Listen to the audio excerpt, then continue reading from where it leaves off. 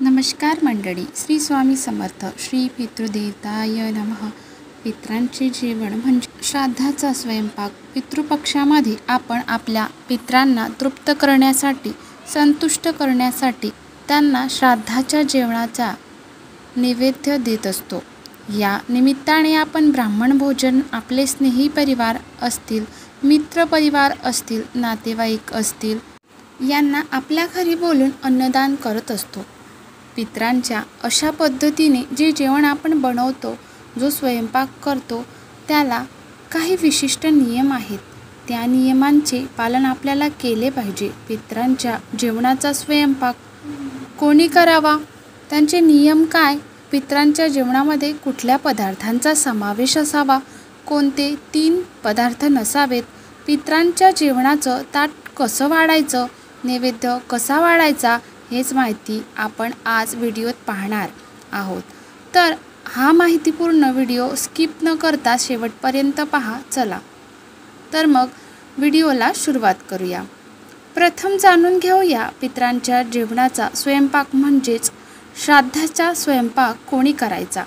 श्राद्धाचा स्वयंपाक हा श्राद्धकर्त्यानेच, म्हणजे ज्याच्या हातून श्राद्ध करणार असतील त्यानेच करावा असा नियम आहे. परंतु ठीक आहे, सध्याच्या धावपळीच्या युगामध्ये हे शक्य नाही, तर श्राद्धकर्त्याच्या पत्नीनं स्वयंपाक केला तरी चालेल. त्यांना नाही जमलं, भावकीतील, स्नेहपरिवारातील किंवा नातेवाईक असतील, मातृपितृवंशज असतील, यांच्यापैकी कोणी जर स्वयंपाक केला तरी चालेल, किंवा कुठल्याही सौभाग्य स्त्रीनं श्राद्धाचा स्वयंपाक केला तरी चालेल. श्राद्धाचा स्वयंपाक करत असताना काही नियम आपण अवश्य पाळावेत.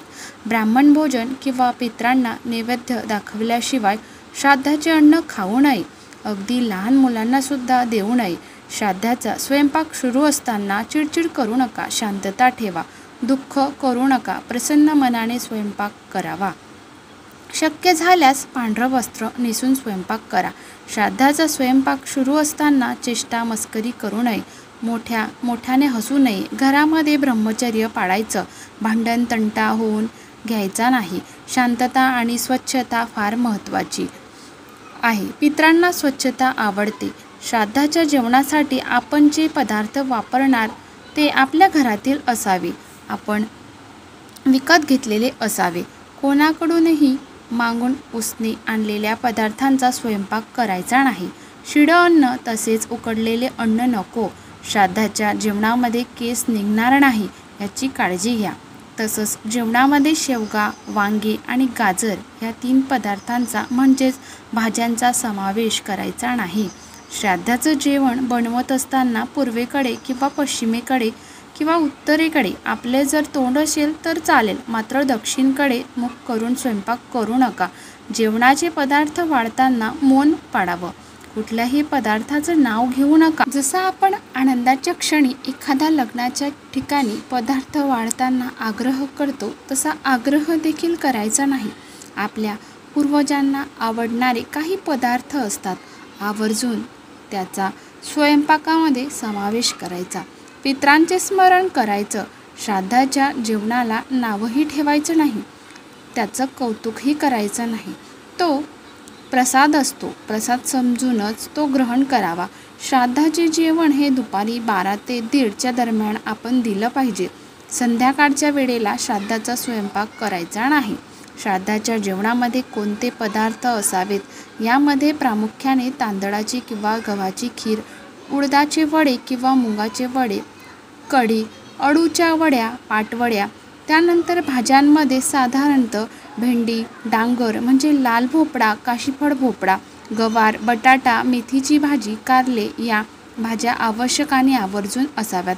सर्व प्रकारच्या चटण्या, त्यामध्ये प्रामुख्याने तीळ आणि जवस या चटण्यांचा समावेश करा. कोशिंबिरी सर्व प्रकारच्या चालतील. पंचामृत असावं. त्याचप्रमाणे पित्रांचे आवडते मध, खीर, शुद्ध तूप याचा जेवणामध्ये अवश्य समावेश करावा. भाजलेले किंवा तळलेले जे पदार्थ असतात ते पित्रांना आवडतात, ते अवश्य समाविष्ट करावे. मात्र उकडलेले, आंबट, खारट हे पदार्थ पित्रांच्या जेवणाच्या ताटामध्ये टाळावेत. तसेच कांदा, लसूण युक्त पदार्थ देखील टाळावेत. शेवगा, वांगी, गाजर यांचा पितरांच्या ताटामध्ये जेवणामध्ये समावेश करू नका. तसेच मुळा, काकडी, डाळिंब किंवा कोणतेही फळसुद्धा ताटामध्ये चिरून ठेवू शकता. शुद्ध मनाने, पवित्र राखून श्रद्धेने यथाशक्ती हा स्वयंपाक करायचा.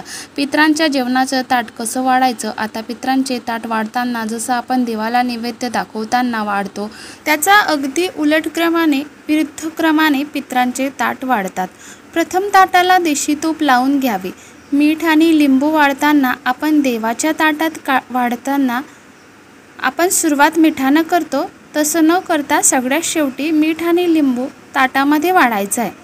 त्याचं कारण असं, पितरांना खारट, आंबट पदार्थ चालत नाही किंवा आवडत नाही, म्हणून सगळ्यात शेवटी ताटामध्ये मीठ आणि लिंबू वाढायचं.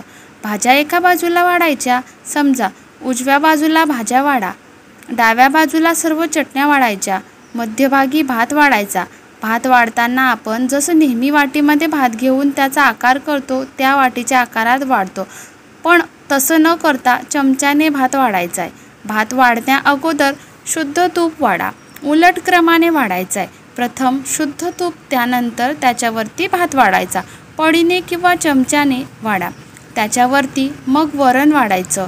त्याच्या शेजारी कढी, खीर वाटीमध्ये वाढायची. ओबडधोबड किंवा विरुद्ध क्रमानं ताट वाढायचं आहे. कारण असं केल्याने त्या अन्नामधले रजोगुण वाढतात, तमोगुण वाढतात आणि त्यामुळे पितरांना ते अन्न ग्रहण करणं सोपं जाते. भजे, वडे, सांबर, पापड, कुरडई, तळलेले जे पदार्थ असतात ते ताटामध्ये समोर वाढावेत. उजव्या बाजूला भाज्या, डाव्या बाजूला चटणी, कोशिंबीर, सर्व प्रकारच्या चटण्या, पंचामृत वाढावं आणि समोर तळलेले पदार्थ वाढायचे. मध्यभागी शुद्ध तूप, त्यावरती भात, मग वरण शेजारी, कढी, खीर अशा पद्धतीने जेवणाचं ताट वाढायचं आहे. पितरांच्या जेवणाचं अशा पद्धतीने ताट वाढल्यानंतर त्यांना नैवेद्य दाखवला जातो. देवांना ज्या वेळेला आपण नैवेद्य दाखवतो त्यावेळेला पाण्याने जमिनीवरती मंडळ तयार करतो, चौकोनी मंडळ तयार करतो, म्हणजेच पाण्याचा चौकोन करतो. मात्र पितरांना ज्यावेळेस आपण नैवेद्य दाखवतो त्यावेळेला चौकोन न करता बोटाने पाण्याचा गोल करायचा, म्हणजेच वर्तुळ करायचं. त्याच्यावरती ताट ठेवायचं आहे आणि पाणी फिरवताना ते देखील विरुद्ध बाजूने, म्हणजे घड्याळाच्या काट्याच्या विरुद्ध दिशेने पाणी फिरवायचं आहे.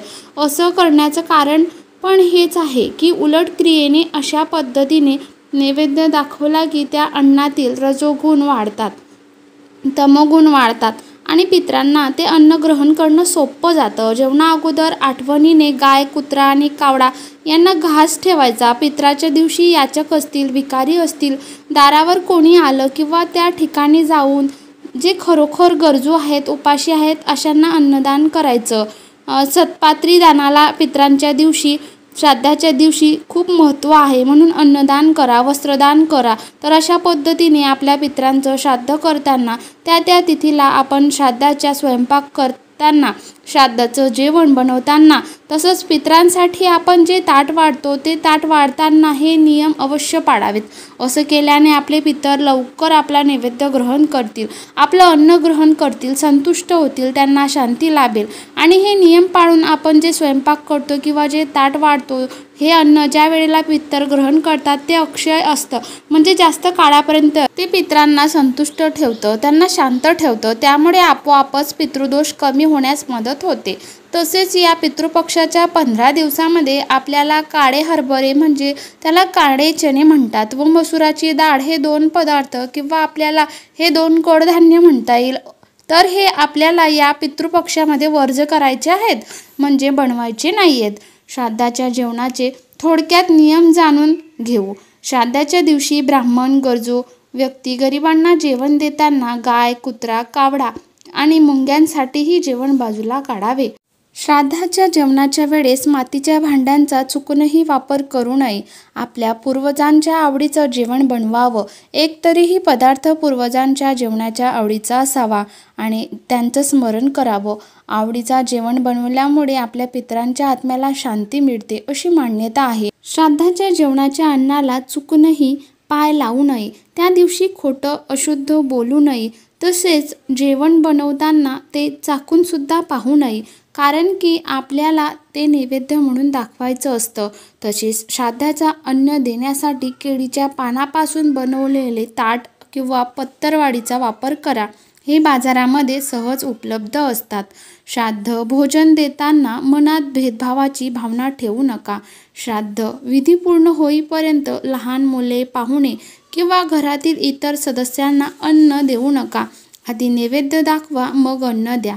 तसेच श्राद्धाच्या जेवणात मसालेदार पदार्थ नसावे. श्राद्ध स्वतःच्या घरात असावे.